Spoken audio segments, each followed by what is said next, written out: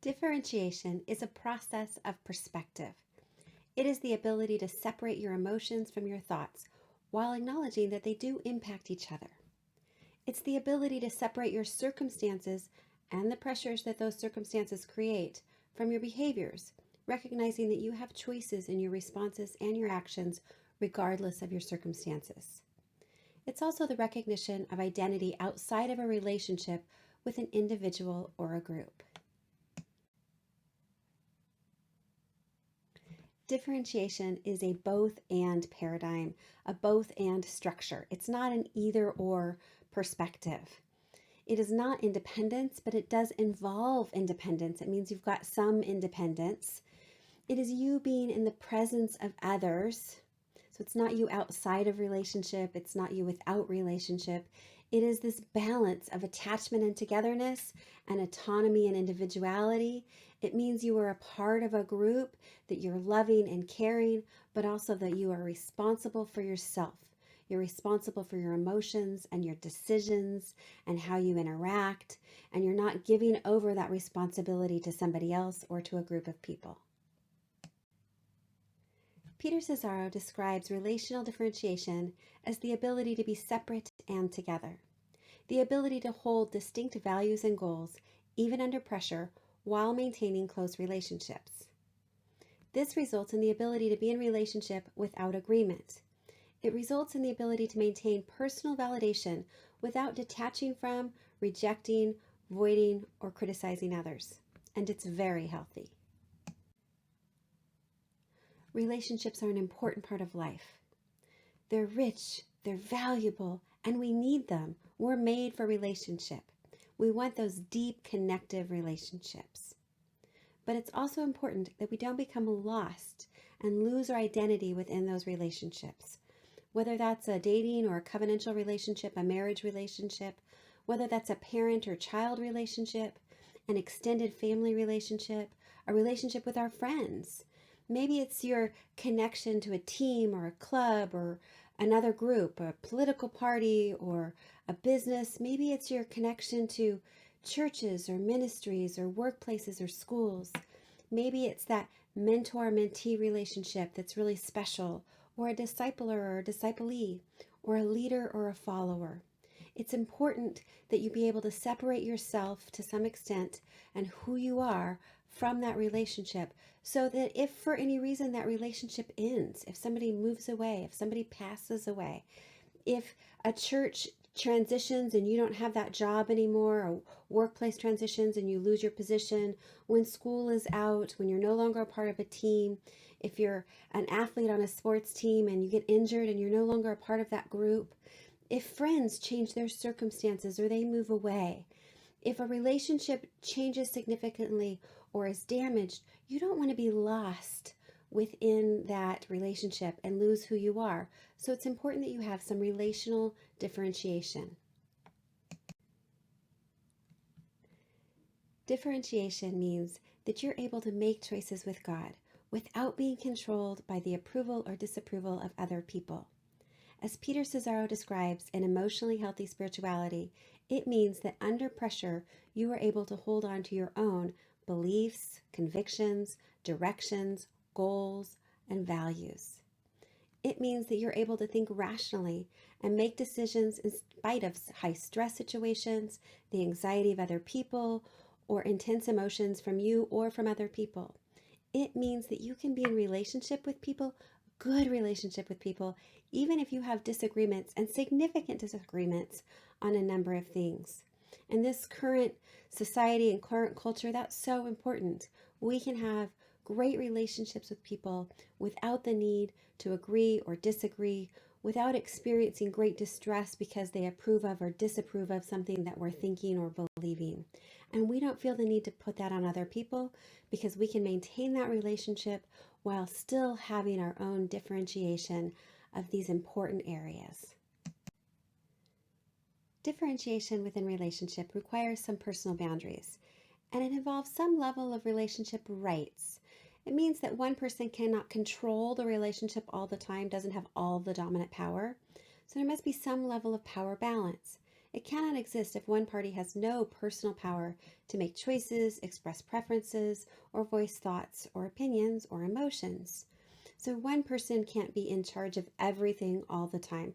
Doesn't mean it's always going to be equal or even, but there has to be some level of balance and some opportunity for each individual to express those things. Differentiation does allow for flexibility and transition between levels of dependence and independence, depending on changing circumstances, individual comfort level, and depth of relationship. So as you grow up from a young child, you're going to differentiate a little bit more. When you're very young, you have very little differentiation. Young children have very little personal power to make choices, to voice their thoughts or opinions.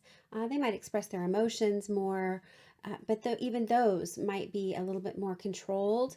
And as you grow, you have more opportunities to make decisions for yourself, to have different opinions than your family or from your parents, and that becomes okay, and in increasing numbers as you get older. Also, in a relationship, maybe you're an intern or you're training in a position, and so you're more dependent on your superior, on the person who's supporting you, and you have less opinions and preferences because you just don't know enough, and you don't express any thoughts or ideas, how might this be better, until you learn and grow. And as you get a little better and a little more comfortable, you're a little more even and able to grow into your role and position. There is some room for personal growth and maturity within differentiation. So a very controlling relationship, a very dominant authority leader, will not allow the other person to grow and mature and to have more and more sense of independence and differentiation. Now, differentiation actually does not create this separation. It creates secure bonds without overload. It means that the person who might have a little bit more power, at least initially, doesn't take the whole burden of somebody else as they're growing and getting older. As a parent, I'm really thankful that my children can make more decisions and do more on their own than they did when they were young. That would be a long process if they didn't. And so I think we look at that and we go, that's good. If I'm training somebody, if I'm supporting somebody as a student, I love that they grow and mature and they need less and less of my support over years. So that's kind of what this is. It's, you can still have secure, close emotional bonds, but you're not putting all the burden on one person, and you're giving some freedom and choice to the other person. The experience of differentiation means that I will be able to know and recognize who I am as a unique and individual person in the midst of relationships, in the middle of being a part of a membership or belonging to a group, and in the midst of my circumstances. I won't get lost in those. It means that I am able to take responsibility for my own actions, emotions, decisions, and choices in the presence of disapproval, distress, and intense emotions, mine and other people's, or when other people or groups are making different choices or having different opinions than I do. It's important to be able to differentiate from what's occurring internally as well.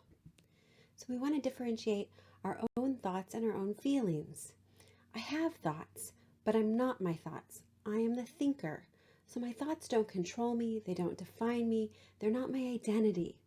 I have feelings, but I'm not my feelings. I am the feeler. My feelings also don't control me, they don't define me, they're not my identity.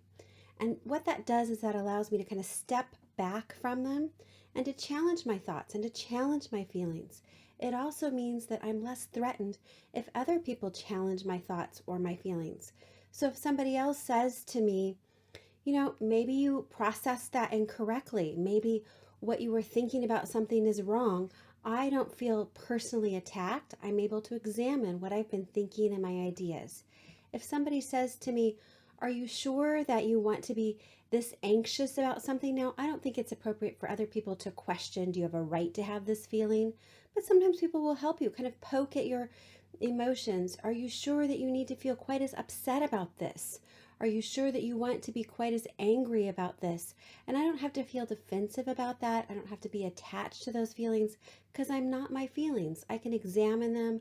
I can determine which ones that I want to keep and which ones I might be ready to let go of. So it's important to recognize that we need to differentiate from our own thoughts and our own feelings in order to make sure that they're not impacting our sense of our identity. do some reflective questioning of yourself on the issue of differentiation. So here's a couple of things to sort of think and pray about. If my connection to a relationship were to end, would it change my sense of identity? If so, spend some time with the Lord asking Him to show how your identity can be rooted in Him and not in other relationships. Another question: are there any ways that I have abdicated or given up my responsibility to make decisions, evaluate what is right or wrong, or repressed my convictions or ethics in order to preserve a relationship and not rock the boat? If so, spend some time thinking and praying about how to grow in this area. In many ways, differentiation is how we express our character, who we are as individuals before God. If this is an area that you feel like you would like to explore more and you'd like to learn more for yourself, I would encourage you to look at the scale that is included in Peter Cesaro's book, Emotionally Healthy Spirituality.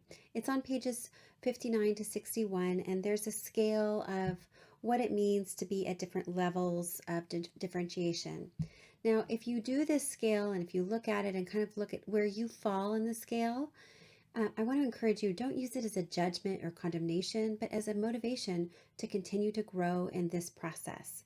So again, this is a great resource if you're interested in learning a little bit more about differentiation and where you can grow in this area. There are some assessments that have been developed in order for us to measure our level of differentiation. One of them is the Crucible Differentiation Scale, and it's available for free online through the Journal of Marital and Family Therapy. I have put a link in here, or you can just do a search and look for differentiation scales. Usually they're measuring several categories. This one measures your solid and flexible self. How flexible are you? How rigid are you? Your connectedness in general, your connectedness to other individuals, relationships, and groups. Your anxiety regulation through self-soothing. Can you calm your own emotions? Your anxiety regulation through accommodation, through changing what you're doing to help others or to get other people to help you. And your reactivity through avoidance, your reactivity through arguments, and tolerating discomfort for growth. So these are just some of the areas that can be measured in differentiation. And there's a couple of different ways that we can go about that. If you're interested, I would encourage you just to do a little more research on your own.